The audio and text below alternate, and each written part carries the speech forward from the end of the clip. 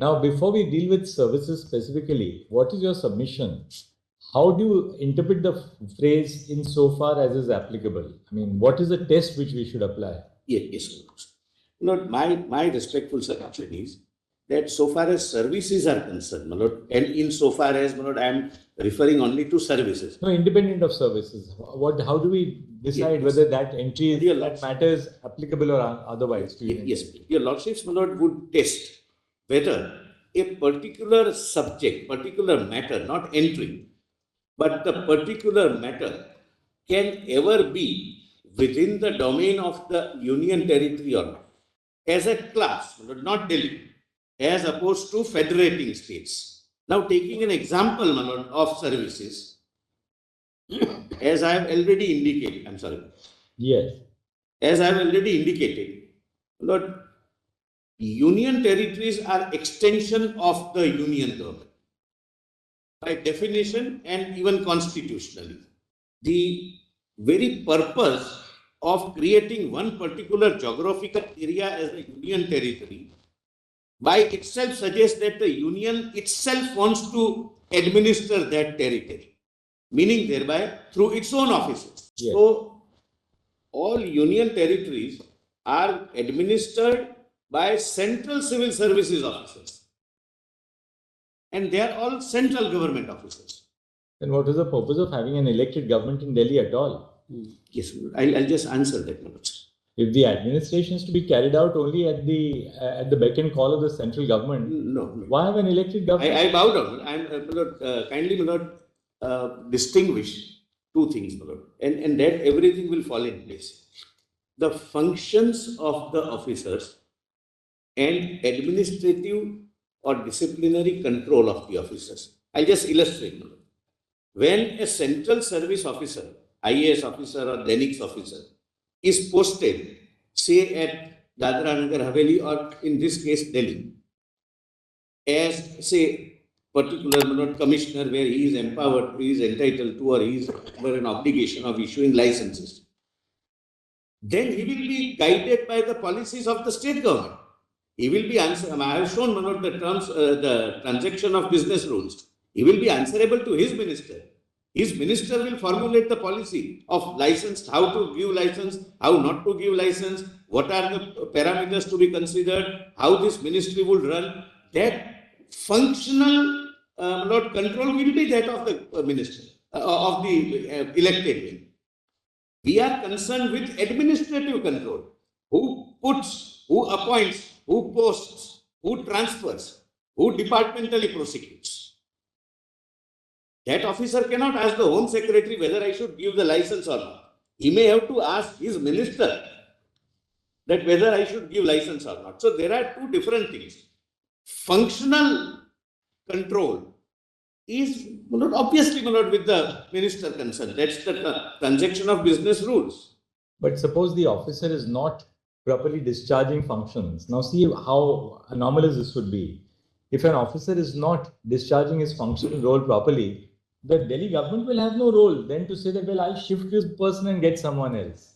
Can that ever be? Functional control you concede in terms of the TBR also has to be with the Delhi government. Then can we say that, look, you will have they will have no jurisdiction or no authority in respect of where he will be posted, whether he should be in education or whether she should be in environment or whether she should be in somebody else should be on something else. I'll answer that question, and I must road construction, my lord, squarely. My lord, the examples given were, my lord, very, very simplistic examples that I don't want this man to be in the health and I want him to be in the industry. Look, can I not do that? Lord, let us examine the fundamental question why that control is necessary. Suppose the central government, as per the rules, my lord, which I will show, posts a particular officer as industries secretary or secretary environment or any other secretary. Delhi is the capital of the country. But I'm sorry, but this maybe really going to the root of it. Lords, we have neighboring states. Capital has neighboring states. And maybe as per the policy of the Delhi government or irrespective of the policy government, he starts having a non-cooperation with some secretary dealing with the similar department in say Punjab or Haryana or Rajasthan or UP continuously. Suppose Haryana person, Home Secretary is dealing with say terrorism or dealing with some act, and this man never cooperates. Lord, would it not be imposing a question to myself necessary for the state government to say that no, you remain there, but you are shifted to health? Suppose health secretary maybe as per the policy of the government or as per his own whims, start acting in a manner that there is an epidemic, either spread of an epidemic, there can be a policy, but there is an epidemic or pandemic, and some actions are not taken for some reasons, which might have an all India implication. The state government must retain its control. And if there is a bona fide reason that this officer misbehaves, this officer is not suitable for the post, this officer has committed misconduct, then disciplinary authority is undisputably, as per law, the Ministry of Home Affairs. You just indicate the law, LG, that you transfer this officer, and LG is under an obligation to forward it to the other controlling authority. That's how the scheme has worked so far. Lord, I have the list. Whenever there was a request from the minister that either appoint somebody from bringing from somewhere to my department or transfer someone, LG is just intimated in writing and the necessary actions are taken. But as a law, as a constitutional proposition, that power is retained with the central government by LG as a representative of the President of India, because you are administering the capital of the country. I am not on functional control. In the reference is made to the cadre rules. You will have to, in your own way, you tell us. I will. But the 11A rules.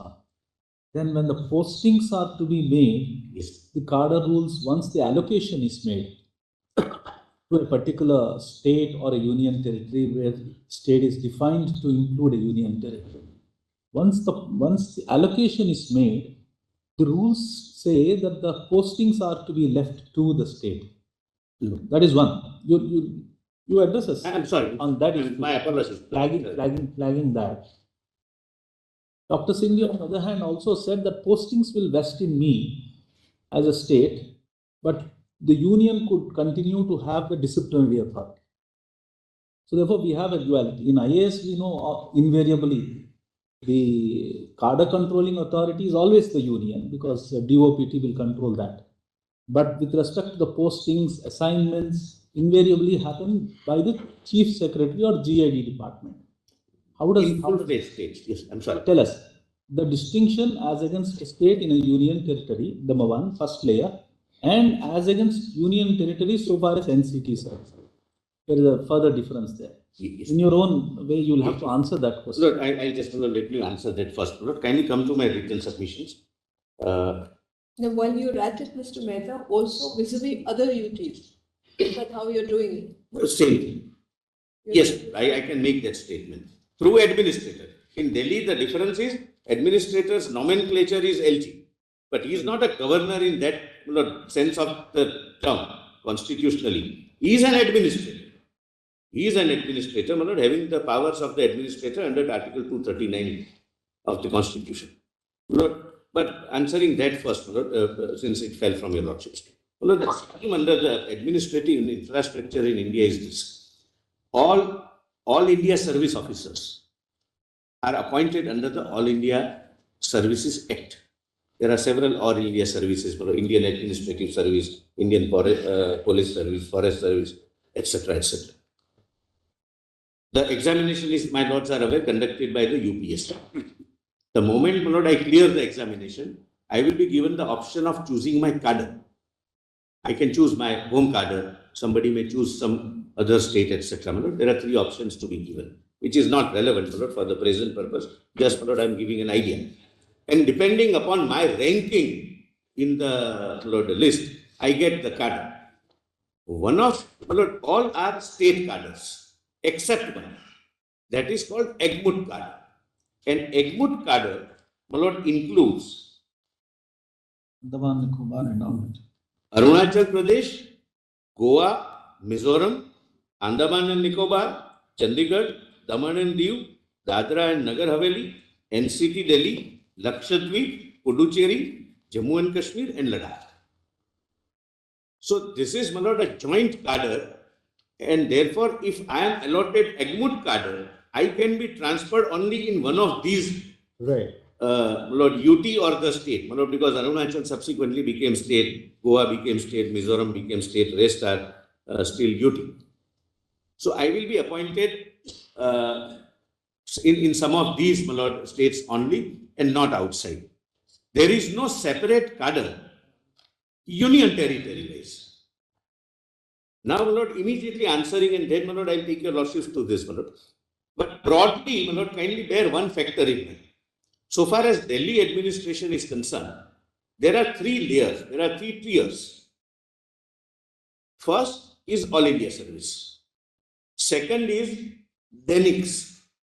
DENIX, stands for Delhi, Andaman, Nicobar, Lakshadweep, Daman and Diu, Dadra and Nagar Haveli, central services, civil services. But it is a central service, I will show. So selected by UPSC, it is a central service. They are central government employees. Normally referred to as Group B services. Group B services. Your lordships are right. That Group B IAS exams, everybody knows. Pardon? In the IAS examination, people know. Group A, Group B services. Group B services. That is one of the second tier. Most hierarchy conscious institutions. Yeah, those who are selected in Group B, then again they attempt and try for Group A, etc. And the third tier is what is called DAS, DASS, Delhi Administration Subordinate Services. That is, Group C services and C and D services. Now the appointment is, for first two tiers, the appointment is made by UPS. the UPSC. So far as third is concerned, the central government has created a board, selection board, service selection board. So class Group D and C and D are selected by them. Have you formulated this in your submissions? Yes. In your written submissions? Why don't we then quickly look at that paragraph so we bring focus on that? Yes. Since in the morning. Page 52. I know. Yes. Yes. On services. Page number? Sorry. Look, if your lordship don't mind, kindly come to page 55. 55. But before that, if your lordships can just take the constitution, the chapter of services. Lord, part 18, start 14, Lord, starting with 308, article 308. Your lordships are dealing with a question as to whether services and state service commission can fall within NCT of Delhi or not. Lord, kindly, Lord, this is slightly crucial. If I can show that there cannot be a state public service commission in NCT of Delhi, your lordships would not bifurcate entries that half entry is available and half is not available. Correct? No, that's a settled law of constitutional interpretation. Now, kindly see 308. I have already, indicated this in the beginning. In this part, unless the context otherwise requires, the expression state does not include the state of Jammu and Kashmir. I have already said this was same 7th Amendment where union territory was introduced, and therefore the legislative parliament has consciously not used the word union territory here. Now see 309, which I have already read. Now kindly come to 315. Then I'll take your lordship through the written submissions. Subject to the provisions of this article, your lordship gets followed? Yes. There shall be a public service commission for the union and public service commission for each state.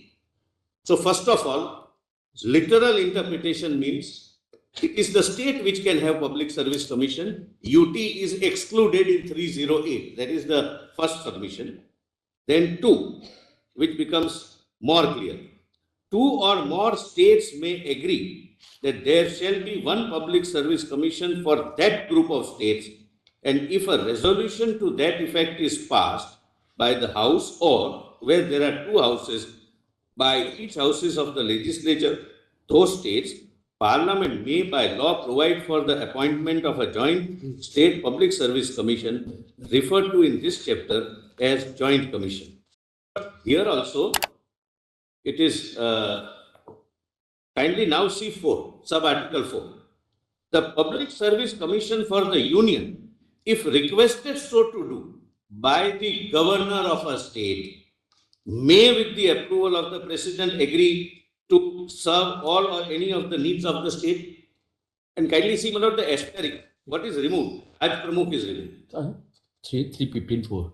Lord, Article 315, sub-article 4, I'll read again. The Public Service Commission of the Union, UPSC, if requested so to do by the governor of a state, may, with the approval of the President, agree to serve all or any of the needs of. So, the governor has the power, and kindly see, my lord, the governor is replaced by Raj Pramukh. Raj Pramukh was only for group Part A and Part B states. That is, prior to constitutional, the federating states. Part C was, Delhi was Part C state. And most importantly, this Raj Pramukh is also deleted and governor is made by the very same amendment by which union territory came into picture. So this completely excludes a possibility of union territory having a public service commission. Look, the submission is the very same amendment, namely 7th constitutional amendment, which introduces union territory, which introduces administrator for union territory, amends Article 315 to include only the governor, meaning thereby here state means state, not union territory. One entry says State Services and State Public Service Commission. If I can satisfy your lordship, sir, that there cannot be any public service commission for union territory, then contextually the subject of services also is out, because your lordship would not bifurcate it. The legislative power would be available for half of the entry and would not be available for half of the entry. You are driving at the proposition that their constitution do not contemplate services for union territories. Correct. Independent of the union services. Yes, there are only 2 services contemplated under Part 14, union services and state service. For union territories, the union services go and serve. There is no third category of service. Otherwise, it will be equated with the state. Correct. Union territory. Correct. Or maybe central services, because union territory is an extension of union.